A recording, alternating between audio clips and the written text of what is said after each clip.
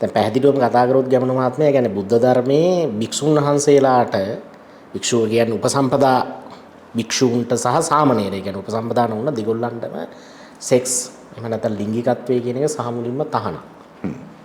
එතකොට මේ උපසම්පදා භික්ෂූන්ට පනවලා තියෙන ප්‍රබලම ශික්ෂාපද හතරක් තියෙනවා. ඒ කියන්නේ භික්ෂුත්වය අහෝසි වෙනවා. ඒවා කැඩුවොත් එහෙම ඒ තමයි මෛතුන ධම්ම, ඊළඟට අදින්නා දාන, ඊළඟට උත්තරී මනුස්ස ධම්ම, මනුස්ස විග්ඝහ කියලා. ඒ කියන්නේ ලිංගික සම්බන්ධතා පැවැත්වීම, ඒ වගේම හොරකම් කිරීම, ඊළඟට නැති මිනිස් ගුණ පෙන්වීම. ඒ කියන්නේ බොරුවට බුදු වෙලා රහත් වෙලා වගේ කියනවා නම් ඒකත් පරාජිකා වෙන්න හේතුවක්. ඇත්තට මෙයා එහෙම නෙවෙයි නා. ඊළඟට හතරවෙනි එක කියන්නේ මනුස්ස විග්ඝහ කියන්නේ මිනිමරන්න තැත් කිරීම, මනුෂ්‍ය ඝාතනයන් වලට උදව් කිරීම, උපකාර කිරීම කියන සාධක. මේ හතර කරොත් එහෙම භික්ෂුත්වය අහෝසි වෙනවා. උදාහරණයක් හැටියට අර තාල වර්ගයේ ගහක කරටිය ගන්නවා වගේ. හරිද? එතකොට මේ සෙක්ස් ප්‍රශ්නේ කියන එක ඇත්තටම මේ බුද්ධ කාලේ ඉඳලම තිබ්බ ගැටලුවක් මේවා කරලා. ඒ කියන්නේ බුද්ධ ආගමේ ඔය ප්‍රථම ශික්ෂාපදයේ හැටියටනේ පළවෙනි පරාජිකාව හඳුන්වන්නේ මෛතුන ධම්ම. අපි මේක මුලිනුත් කතා කරලා තියෙනවා. සුදින්න කියන හාමුදුරුවෝ තමන්ගේ ගිහි කල භාර්යාව එක්ක අඹුසැමි සම්බන්ධතාව පවත්වපු නිසා තමයි මේ ශික්ෂාපදයේ පනවන්න සිද්ධ වුනේ. ඊට පස්සේ සමහර ස්වාමීන් වහන්සේලා වැඳිරියෝ එක්ක, මලමිනී එක්ක වගේ මම කිව්වේ අර සමහර අර ගෝත්‍රික තරුණියෝ එක්ක ඔය වගේ අඹුසැමි සම්බන්ධතාව පවත්වන්න ගිහිල්ලා සම්පූර්ණයෙන් මේ කියන්නේ භික්ෂුන් වහන්සේලාට ලිංගිකත්වය කියන එක තහනම් කරා.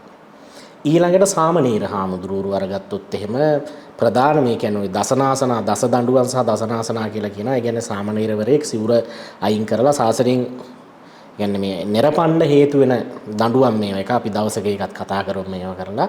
ඒක හරියට අර නිකන් අර 10 කමාන්ඩ්ස් වගේ බයිබලයේ තියෙන. එතකොට ඒකේ තියෙන එකක් තමයි ඒ කියන්නේ මේ බික්කුණී දූෂකෝ හෝති කියලා. ඒ කියන්නේ මේ කියන්නේ භික්ෂුණීන් දූෂණය කරනවා නම් මේ ඒ සාමණේරයාව නිරපන්න පුළුවන්. ඒකට උදාහරණයක් තමයි කණ්ඨක කියන සාමණේරයා කණ්ඨකී කියන සාමණේරියව පැහැදිලිවම ඒ කියන්නේ දූෂණය කරා. ඒකත් එක්ක තමයි ඔය ශික්ෂාපද පැනේ. එතකොට ඔබතුමාට තේරෙන්නේ නැති ඒ කියන්නේ ලිංගික අරුබුදයක් තිබ්බා.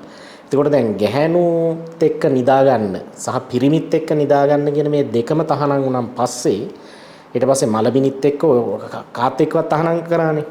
ඊට පස්සේ මේ දැන් ඒ පීඩනීය කියන එක ඊළඟ පිටෝනේ ස්වං වින්දනය කිරීම.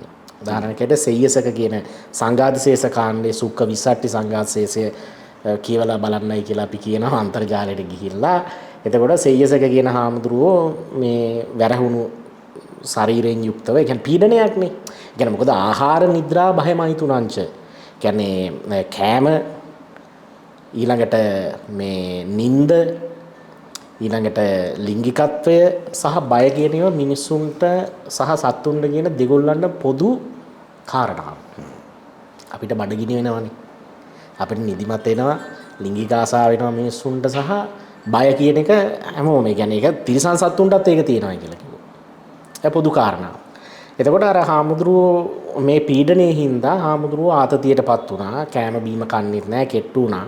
දැන් ඇයි ලිංගිකත්වයක් තානම් කරලා නෙදී ඊට පස්සේ අර උදායි කියන හාමුදුරුවෝ අර සෙය්‍යසක කියන හාමුදුරුවන්ට කිව්වා මේ අතෙන් වැඩේ කරන්න අපි කරන්නේත් එහෙම තමයි කියලා. ඊට පස්සේ අර හාමුදුරුවෝ සුවම් වින්දිනේ දීලා ඊට පස්සේ ඕක භික්ෂුන් වහන්සේලාට ආරංචි වෙලා ඒ බුදුහාමුදුරුවෝ ළඟට සෙය්‍යසක හාමුදුරුවෝ අරන් ගිහිල්ලා ඊට පස්සේ සුවම් වින්දිනයත් තහනම් කරා.